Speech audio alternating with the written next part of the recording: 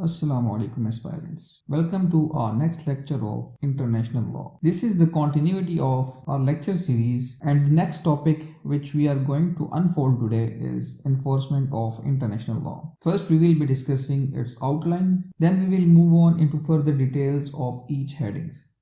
So coming over to the outline of our today's topic. Our outline includes definition of introduction, in which we will be discussing definition of enforcement of international law, the importance of enforcing international law for maintaining peace and security in international community. Then the means of enforcing international law, which are diplomatic action. We will be covering the definition and example of diplomatic action, their role in enforcing international law. Then we will move on towards international courts and tribunals. In this, we will also discuss definitions and example of international courts and tribunals. Also, the roles of international courts and tribunals in enforcing international law. Then we will be moving towards collective security, its definition and examples, its role in enforcing international law. Then economic and trade sanctions, its definition and example. Then the role of economic and trade sanctions in enforcing international law. Then we will be moving towards military force, its definition and examples, then the limitation of using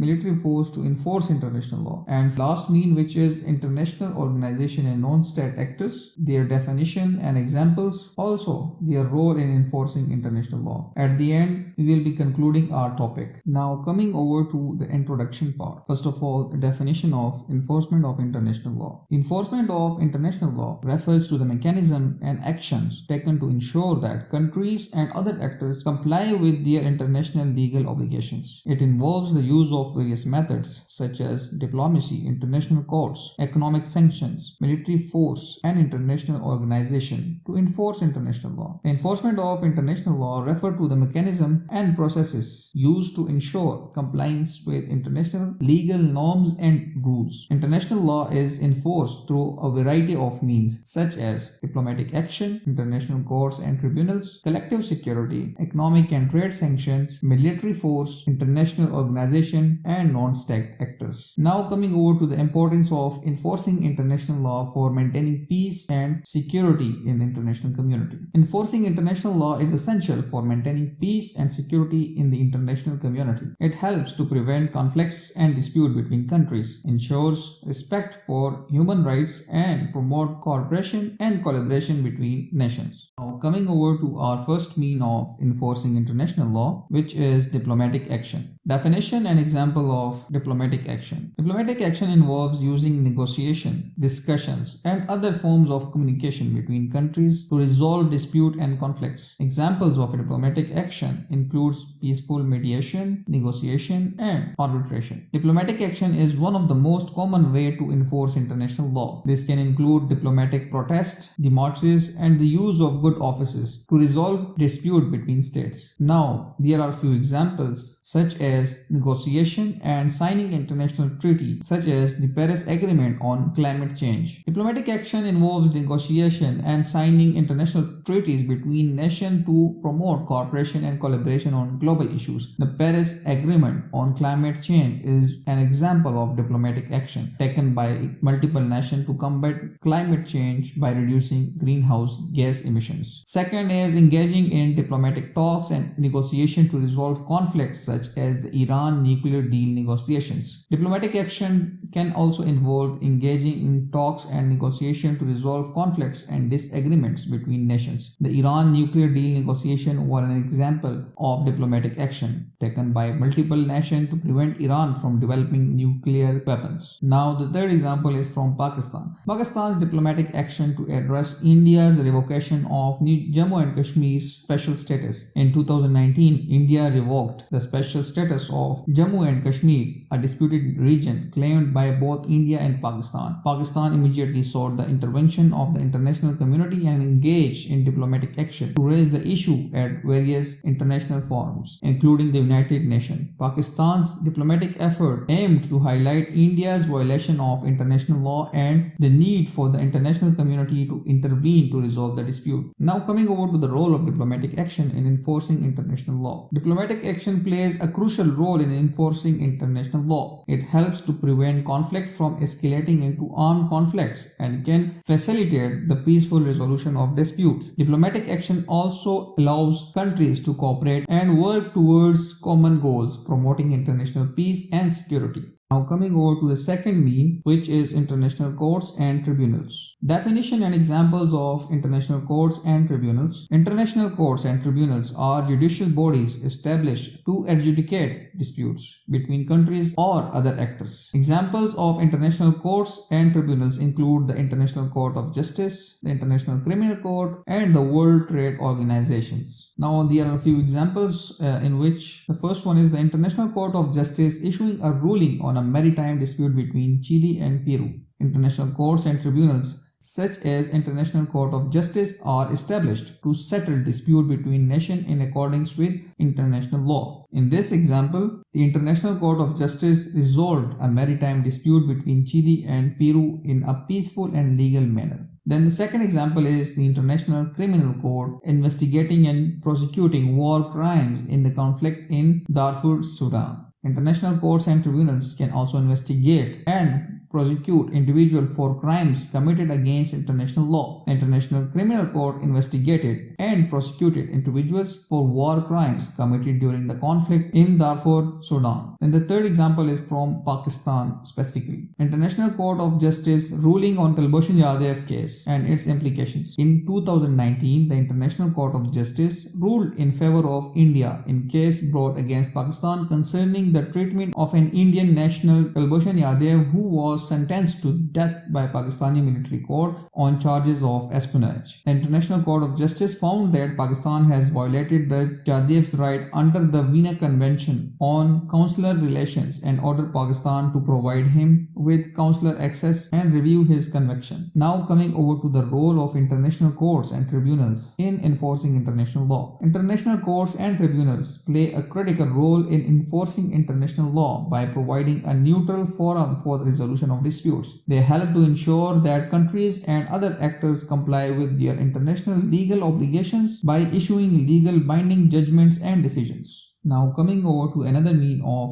enforcing international law, which is collective security. Definition and example of collective security mechanisms. Collective security mechanisms involve the cooperation of countries to prevent and respond to the threat of international peace and security. Examples of collective security mechanism include the United Nations Security Council, the North Atlantic Treaty Organization, NATO, and the regional security organizations. Now coming over to the example, which is the United Nations Security Council authorizing the use of force to protect civilians in Libya in 2011. Collective security involves the use of force by a group of nations to protect the security of one or more nations. In this example, the UN Security Council authorized the use of force to protect civilians in Libya from violence and conflict. Now coming over to the second example, which is the NATO conducting airstrikes against Yugoslavia to halt the conflict in Kosovo in 1999. NATO conducted airstrike against the Yugoslavia to prevent human rights abuses in Kosovo and to bring an end to the conflict. Now the third example, which is pertinent to Pakistan. Pakistan's participation in Shanghai Cooperation Organization's joint military exercise for regional security and cooperation. Pakistan is a member of the Shanghai Cooperation Organization (SCO), a regional organization that promotes security and economic cooperation among its member states. In 2020, the SCO held a joint military exercise, Peace Mission 2020, which involved troops from Pakistan, China, Russia, and other member states. The exercise aimed to enhance the collective security of the region and strengthen the capacity of member states to respond to threats to peace and security. Now coming over to the role of collective security in enforcing international law. Collective security plays a vital role in enforcing international law by providing a framework for countries to work together to prevent conflicts and respond to threats to international peace and security. Collective security mechanisms can also authorize the use of military force to enforce international law if necessary. Now the next is economic and trade sanctions. Coming over to the definition and examples of economic and trade sanctions. Economic and trade sanctions involve the use of economic pressure such as trade restrictions and financial sanctions to influence the behavior of country or other actors. Now, there are few examples such as the United States imposing economic sanctions on Russia in response to its annexation of Crimea. Economic and trade sanctions involve restricting economic activities and trade with a nation to encourage compliance with international law. In this example, the US imposed sanctions on Russia in response to its annexation of Crimea as a way to pressure Russia to respect Ukraine's sovereignty.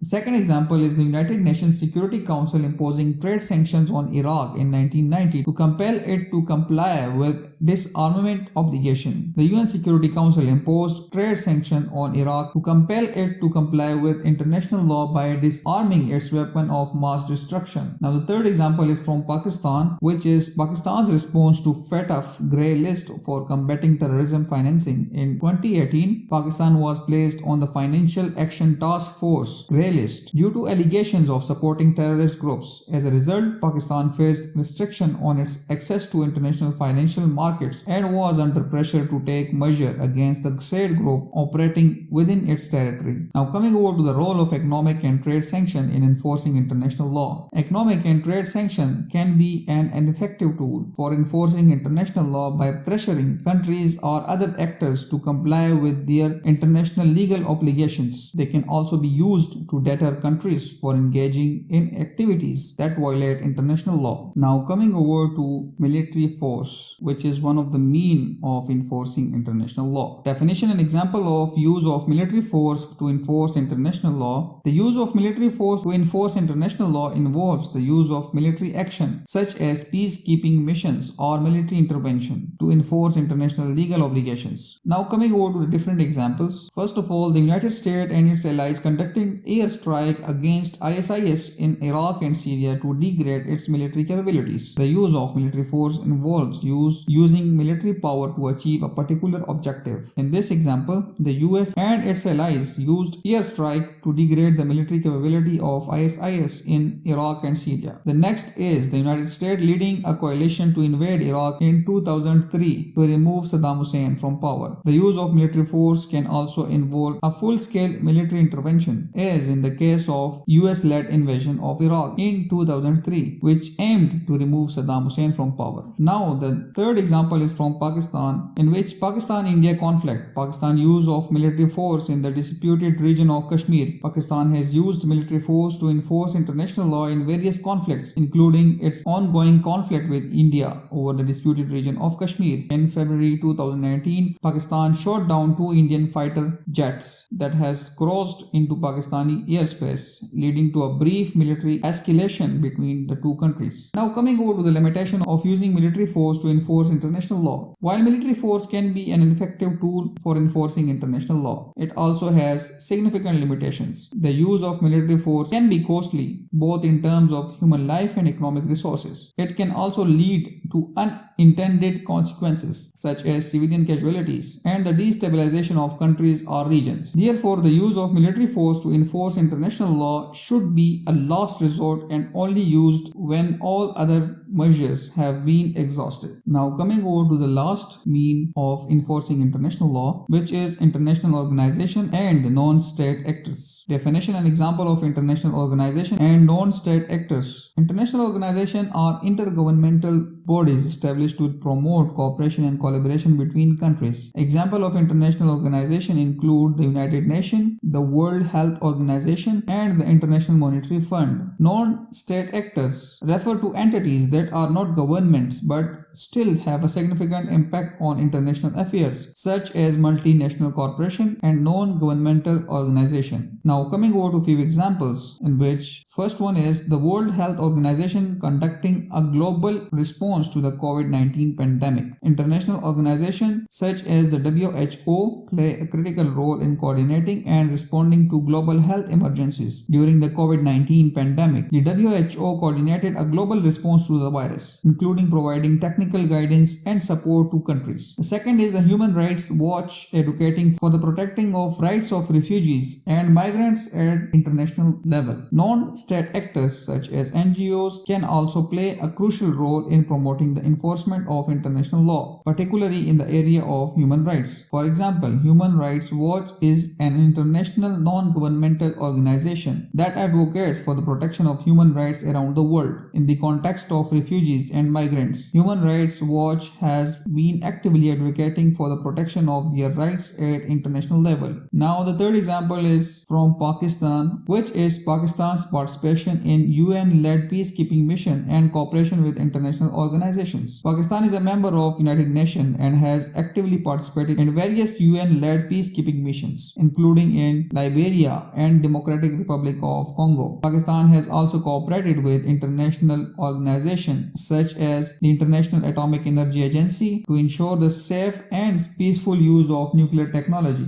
Now coming over to the role of international organizations and non-state actors in enforcing international law. International organizations and non-state actors can play a crucial role in enforcing international law that can advocate for the implementation and enforcement of international legal obligations, provide technical assistance to countries, and monitor compliance with international law. NGOs can also engage in public awareness campaigns and legal advocacy to promote the enforcement of international law. With this, I come over to the conclusion part. Enforcement of international law is crucial for maintaining peace and security in the international community. Various mechanisms are used to enforce international law, including diplomatic action, international court and tribunals, collective security, economic and trade sanctions, military force, and the involvement of international organizations and non-state actors. Diplomatic action play a significant role in enforcing international law by creating awareness about violation and raising concern among the international community. International courts and tribunals provide a platform for the peaceful settlement of disputes between states. Collective security mechanisms help in preventing and resolving conflicts by involving international organizations and member states. Economic and trade sanctions can also be imposed to enforce international law. The use of military force, however, has limitations and should be used only in extreme cases. The involvement of international organizations and non-state actors can also contribute to the enforcement of international law. Overall, the effective enforcement of international law is essential for maintaining peace and security in the world. Now, with this, I come over to the end of my today's topic. So you can subscribe and stay tuned. If you have any query, you can ask in comments. Thank you for watching this video on enforcing of international law, and we hope this video has provided you with a valuable insight into today's topic, and we encourage you to continue learning more about the fascinating and complex topics. Thank you again for watching, and we will see you in next video.